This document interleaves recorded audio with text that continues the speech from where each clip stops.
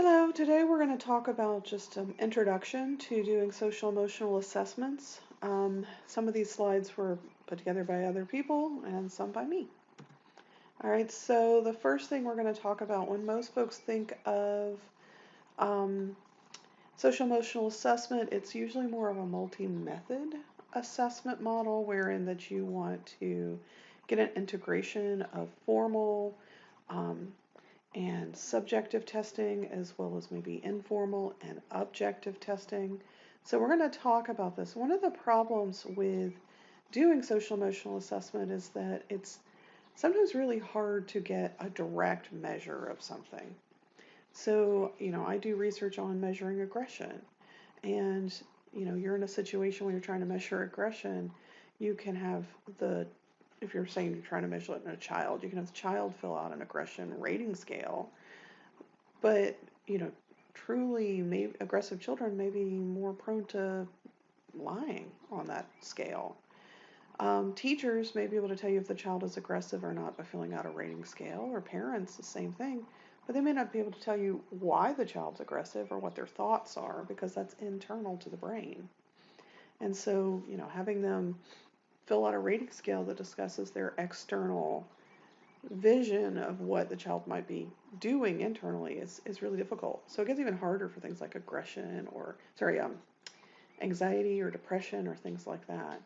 The other option then is to do your own observation. But again, going back to aggression, we put what we think is an aggressive child into room with a non-aggressive child.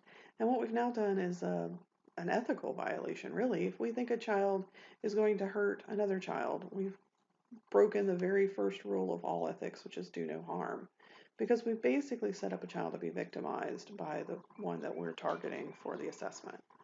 So that's one of the reasons why social emotional assessments and behavioral assessments really do have to be multiple methods. You cannot count on just a single method of assessment. The one most folks think about, though, are rating scales. Rating scales tend to be the most formal one. This is where, on a scale of 1 to 7 or a scale of 1 to 5, or whatever it is, that that someone fills out the way that they perceive a situation. And rating scales usually are done either self-report. Self-report scales you have to be careful of before a certain age because oftentimes these are read. So you want to make sure that the person who's filling out the rating scale is literate, and they can be an adult who's not literate. You can also want to make sure that they're cognitively able to fill out the rating scale, like they understand the words and the terms that are being used, and that they're old enough to be able to even read.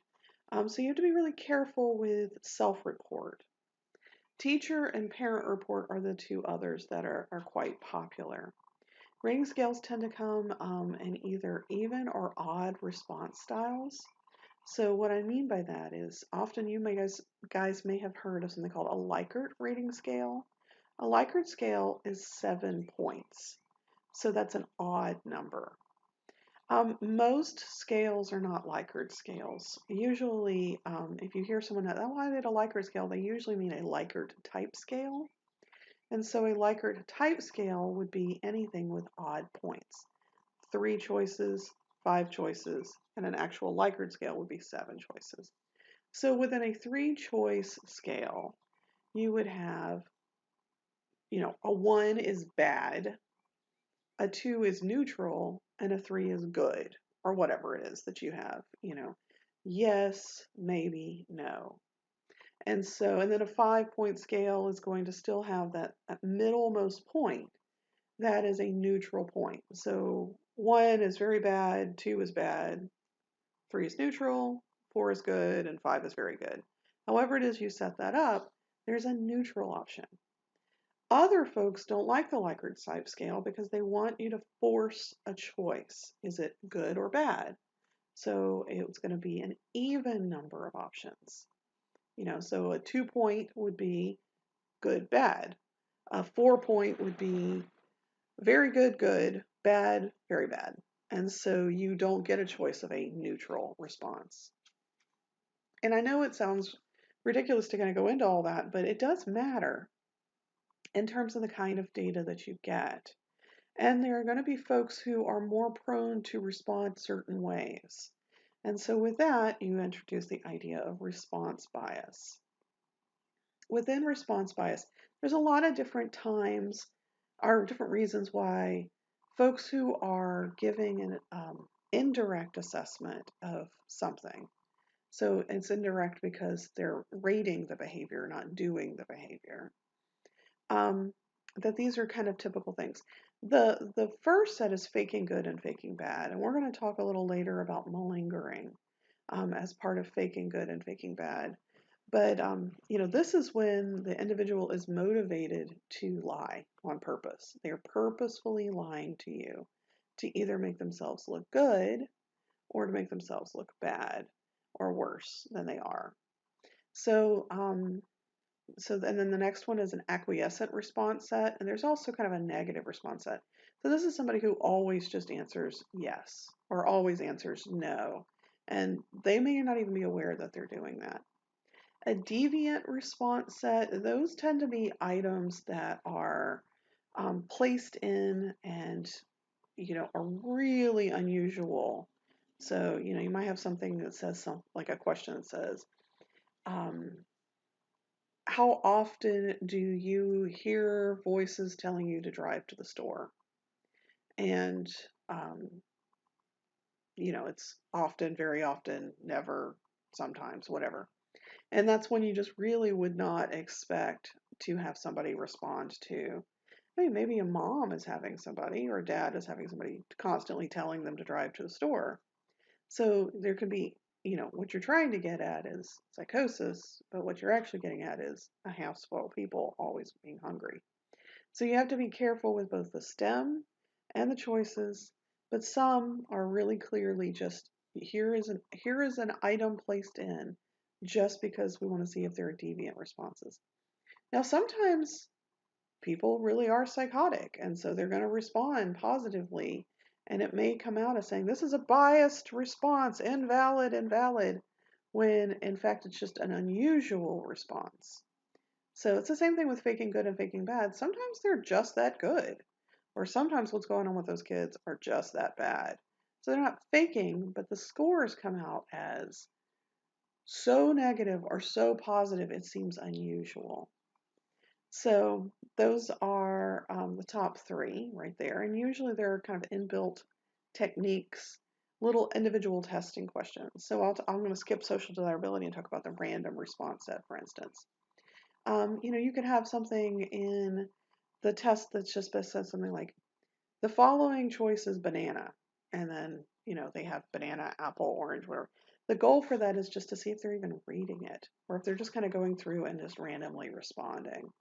And so you would have an item that was built not to get a measure of the social emotional construct you're trying to measure. Instead, it is to just see if the person is randomly responding. It's the same thing. You would have a deviant response item or items to see if they're responding in a way that is so unusual.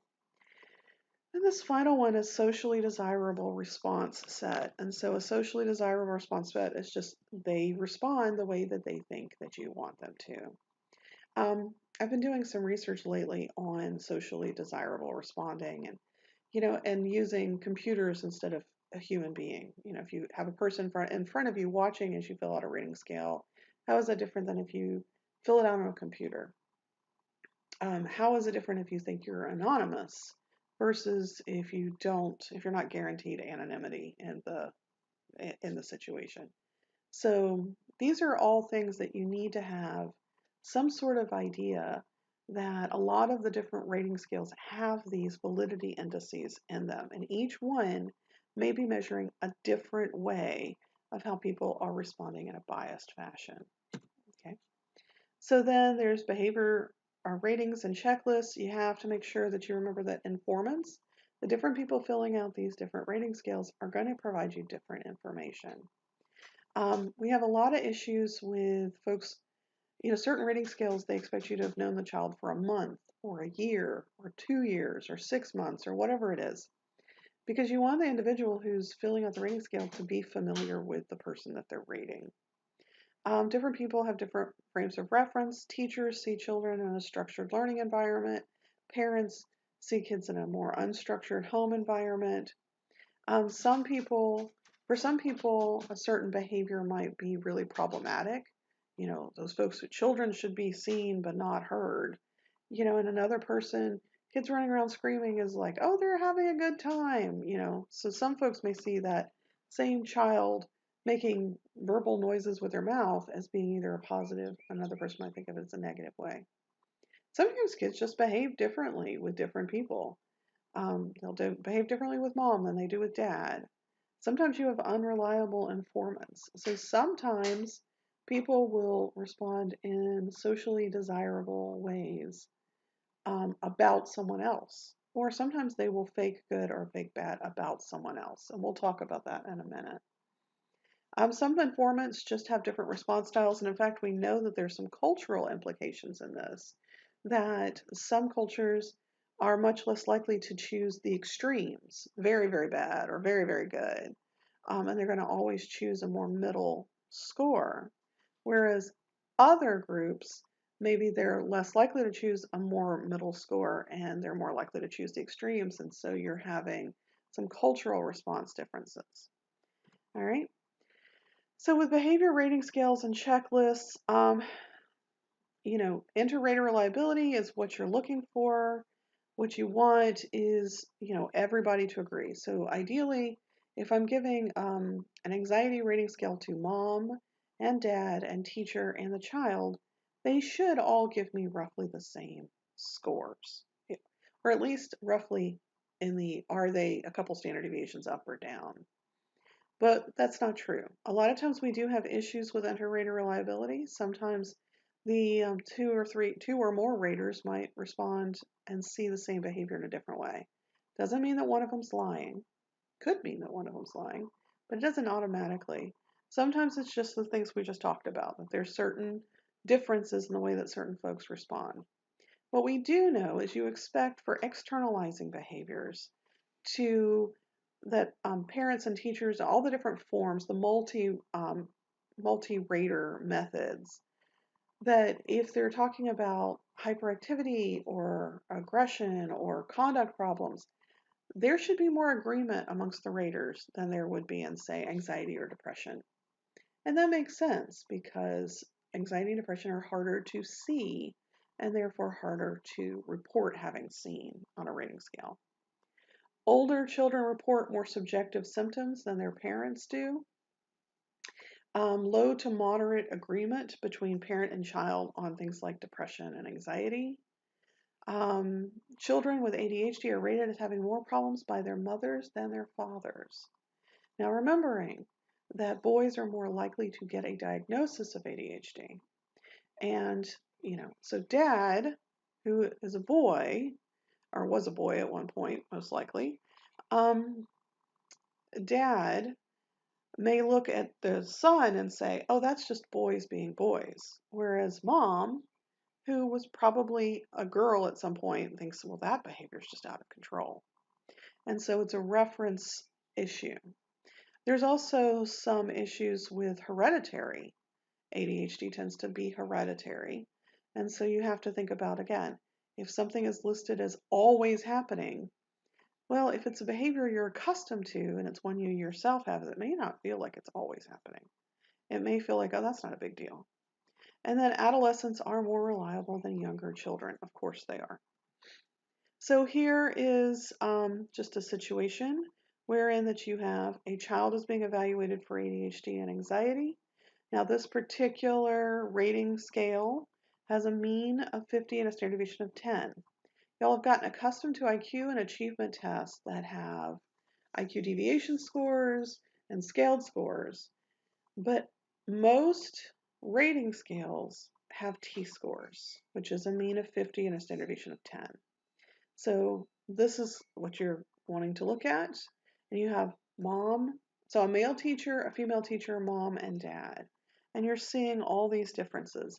I want for you to look at the information on page 343 out of your Sattler text, which the pages that we're going to be using in the discussion today, just those individual pages, have been pulled and are available for you in Canvas for today's activities.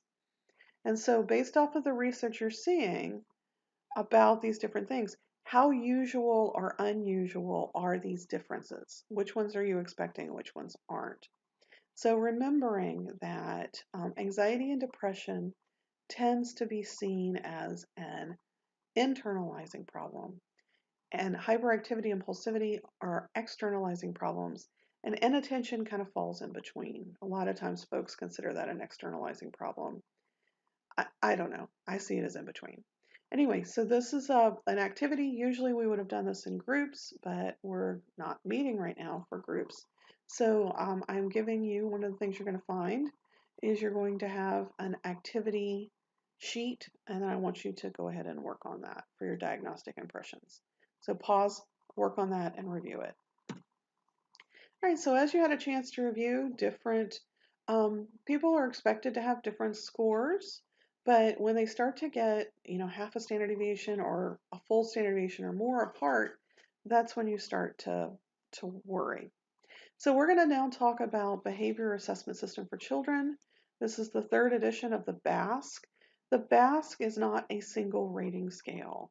If you'll notice on the side over here, there's a whole bunch of things. There's parent reports, teacher reports, structured observations, self-reports, a structured developmental history.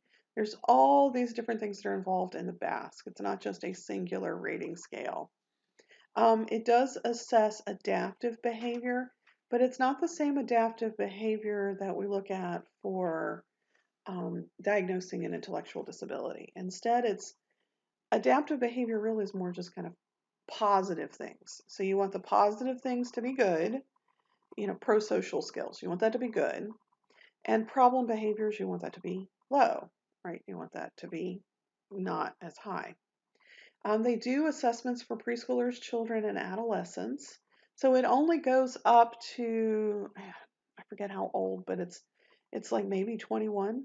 So it's mostly for children, which is why it's called the BASC, and the being for child. It is a 4-point response, so it is a forced choice response. There is no neutral. And it does provide you with some really good validity indices. It gives you a faking bad, it gives you a faking good, and then it gives you a highly improbable response. So that's really nice because when you go to interpret any rating scale, first you look at the validity scales.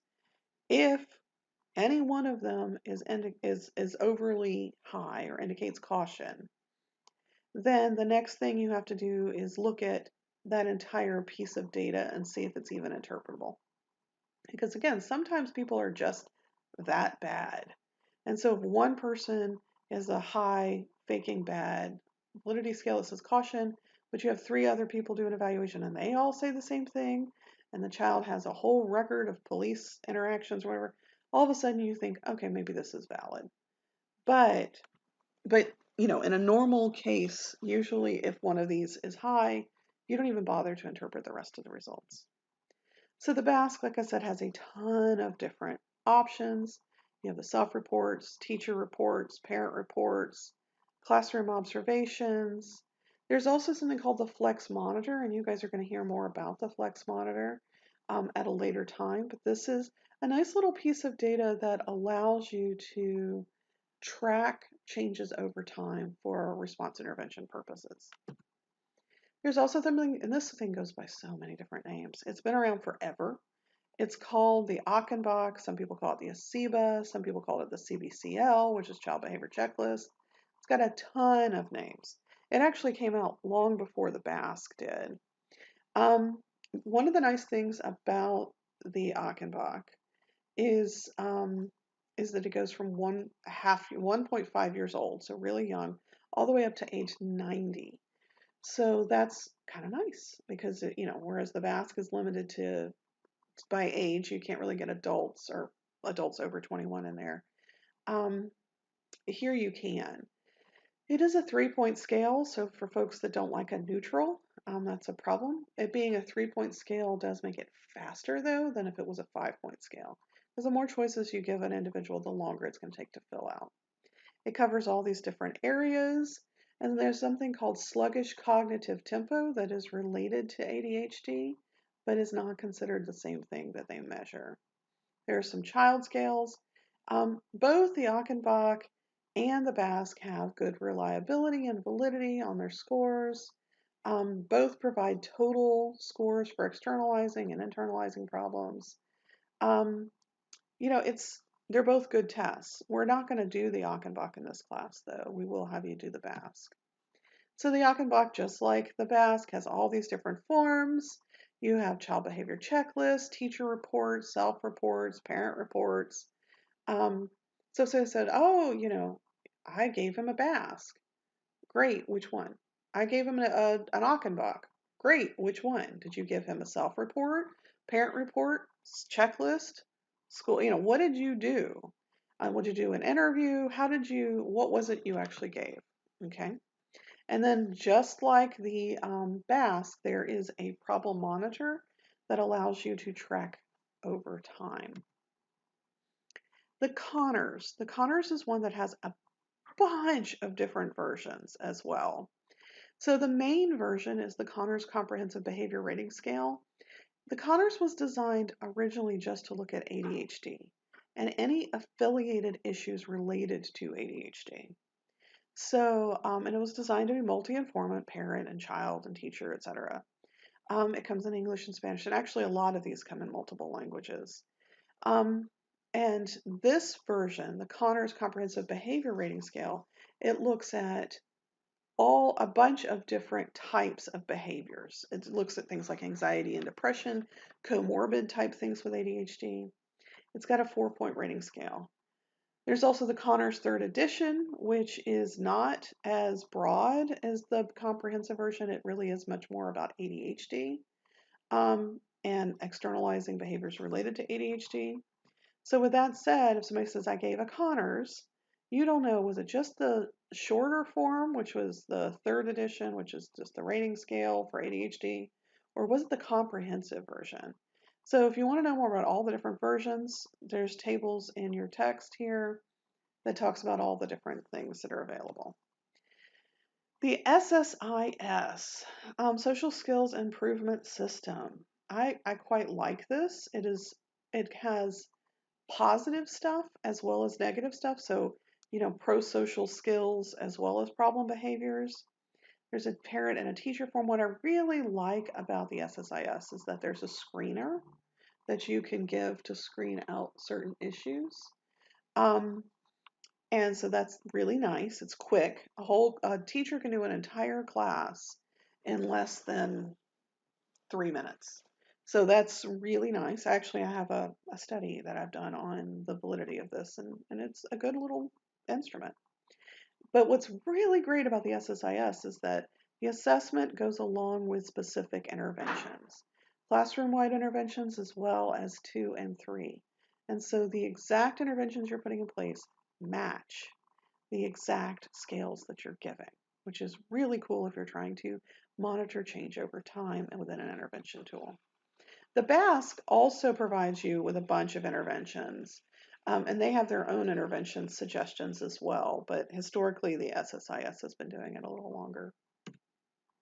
The Parenting Stress Index, I like this one. I don't give it often.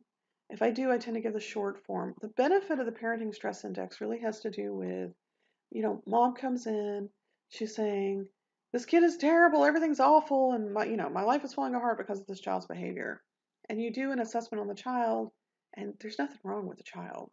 In fact, you realize that quickly it's probably a parent issue. And so you can give the Parenting Stress Index, and when you come to meet with them, you can talk to the parent about, all right, so here are some of the issues that the child has, but here are some issues that you're having related to being a parent. And so then this helps you tell the parent, no, it's not in your head. You're absolutely stressed out. And here's the things that are you finding stressful, and here's things that you can do to make your life better. So it's kind of nice.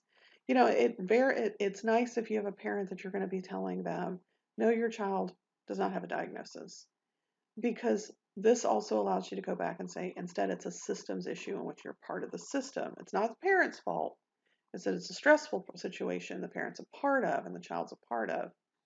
and that it's not diagnostic, but it is problematic.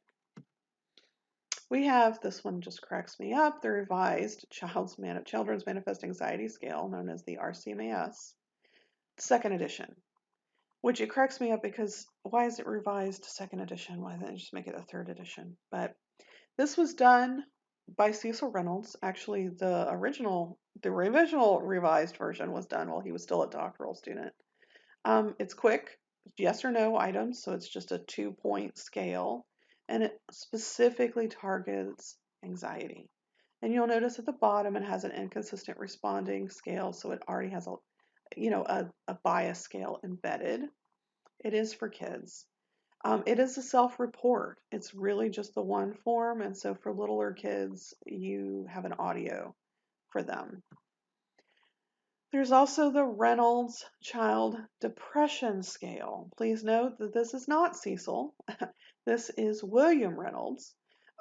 There's a long form and a short form. It is just basically answered by the kid. It's a screener for depression, and it's specifically for just grades 2 through 6. It's not for a lot of kids. This is, again, a nice way. The RCMAS and the Reynolds Child Depression Scale is a nice way to, if you've screened a child and said, there's some issues here, if you want to be able to get some child data quickly, so that you can start interventions, and that gives you some information about the kinds of underlying problems you're having. These are good for that. The Beck scales. The Beck scales first started as an adult scale. So a lot of the ones that are available as in the youth inventories here are also available as a separate set that are adult scales, and they're just called the Beck scales. Each of the scales have 20 questions or so. Each inventory takes about 5 minutes. This is not so much about getting a composite score for externalizing or internalizing or whatever. Each subscale can be administered by itself. You can give just the depression part or just the anxiety part, etc. Or you can give multiple versions, multiple inventories based on if you're trying to rule out different things. So it's nice if you've targeted down to something and you're trying to get some follow-up data to use this. It is also for 7th, 18. Notice again, it's a self-report. You got to be careful with those 7-year-olds filling out a self-report. So that was just a brief overview of the different assessments. Then we're going to be talking about different rating scales. I do want us to move forward now with various discussion about more materials. And again, the materials available are regarding the Sattler text. So first off, there are IDA requirements for social emotional behavioral scales. So social emotional behavioral diagnoses. Just as in the past we had DSM diagnoses and we had IDA diagnoses for learning disabilities and intellectual disabilities, and now we also have them for social emotional disabilities. Please note that in the social emotional area, IDA falls into basically 2 categories. Really, almost all of them fall into those 2 diagnostic categories. One of those is other health impaired, and that's for ADHD only. That's the only social emotional thing that falls in there.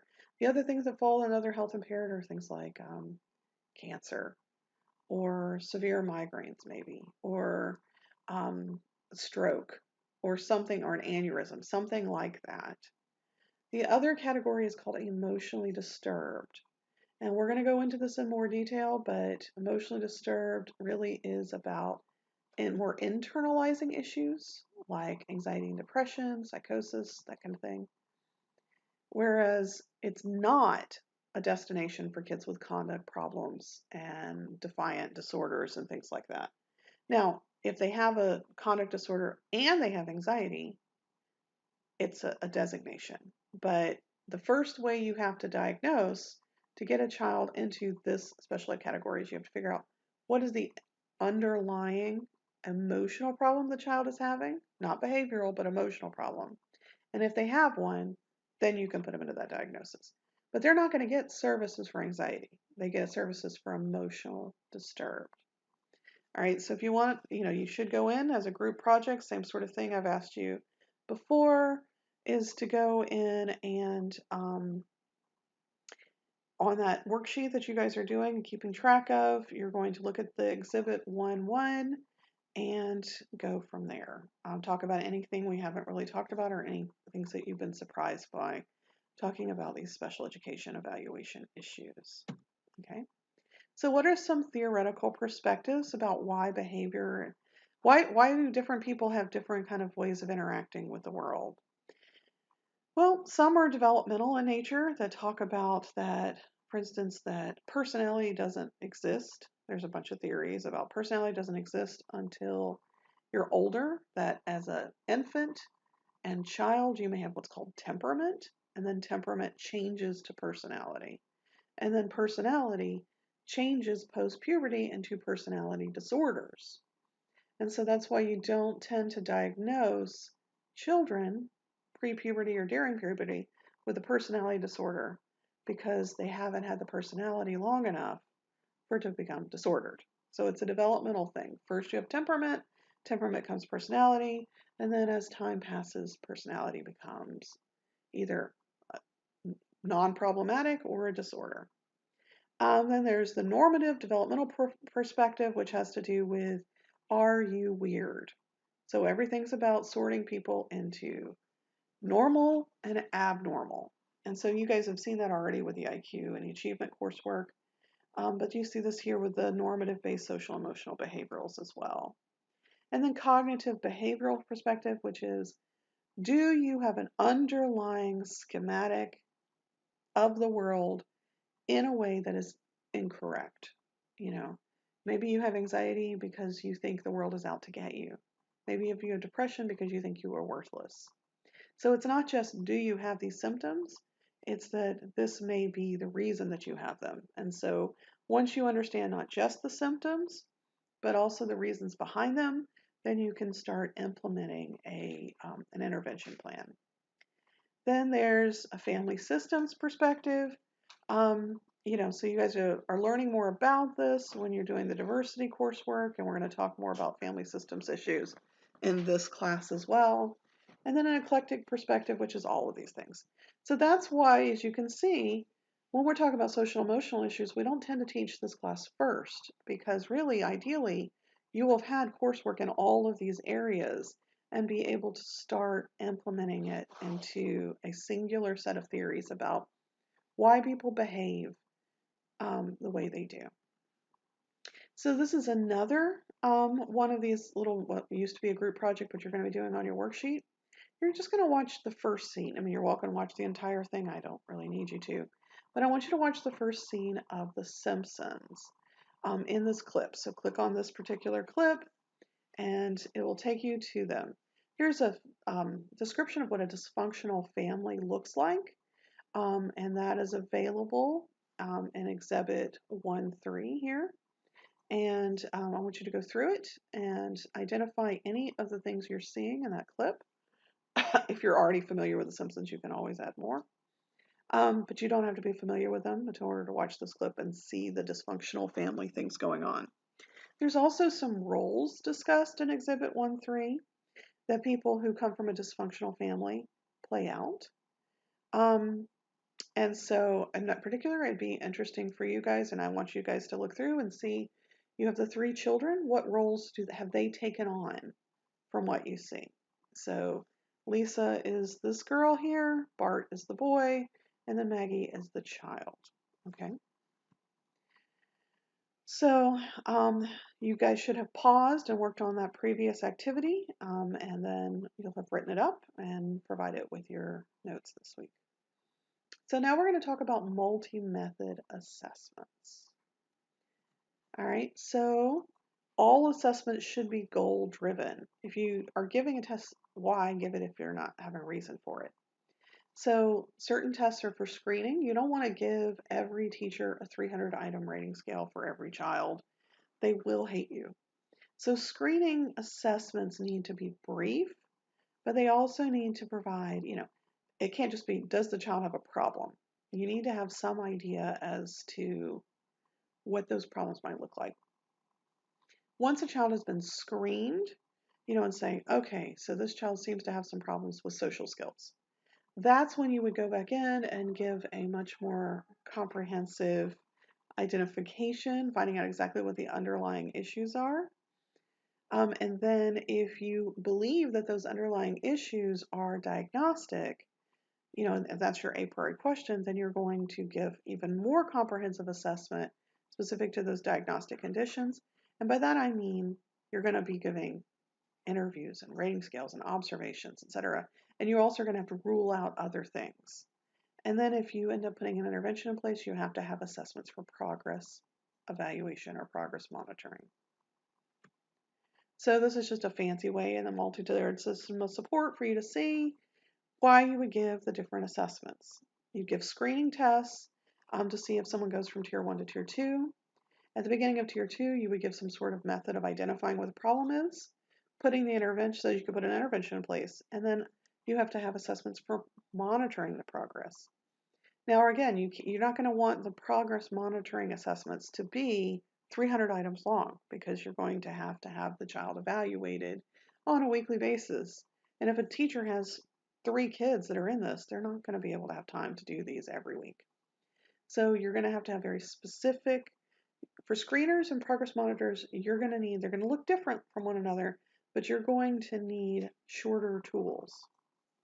For problem identification, for you to really find out, that's going to be a more comprehensive assessment.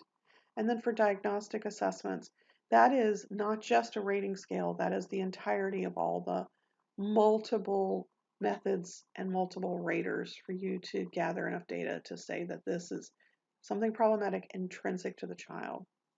So remembering within the MTSS idea, tier 1 and tier 2 is assuming there's something wrong within the system or the support's already provided to the child.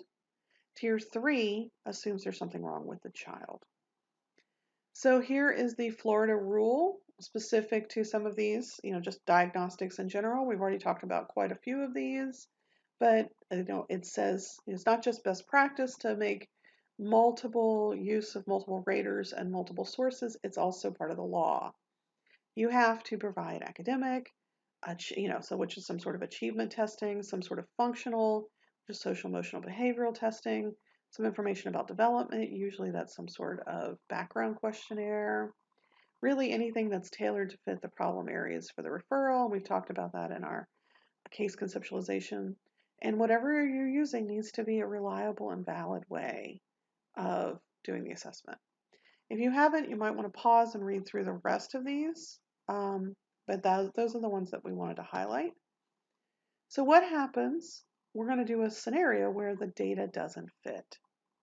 We have Susan. She's a 12-year-old child, and her mother describes her as a hellion. Mom says, this child has ADHD. I know it. So we build our case conceptualization. Our referral is, mother says she's a hellion, and mother has ADHD referral. Those are the referrals because mom has specifically asked for that. With the only information we have at this time as a 12-year-old child, we can go ahead and do our a priori questions. So I'd like for you to pause for a moment and come up with your a priori questions based off of this. Here are the ones that you probably want to consider. Based off of this, we know nothing else.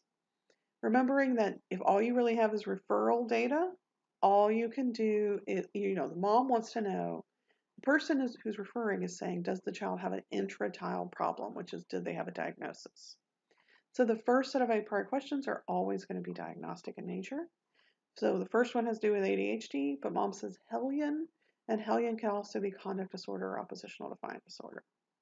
But we don't have anything developed here yet. So what we really need to do is start collecting information, figuring out what tools we want. So, we want both objective and subjective. We want systems data. We want history of what's been going on with the problem. And so we're going to use a multiple method assessment. And in some of these, we're also going to need to rule out other things. So usually we're going to want some sort of IQ to rule out an intellectual disability.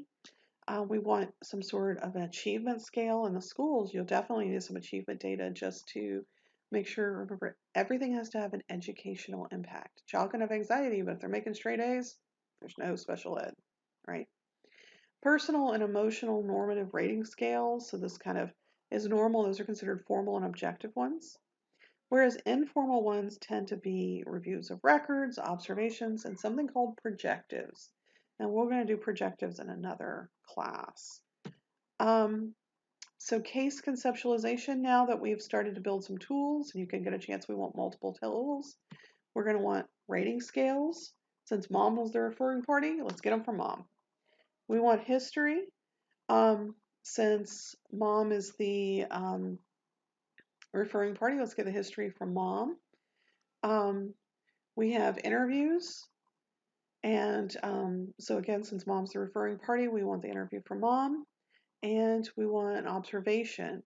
Now, you can do those observations at the home, or you can just observe how mom and child interact. So this is what happens in a case conceptualization if it's just,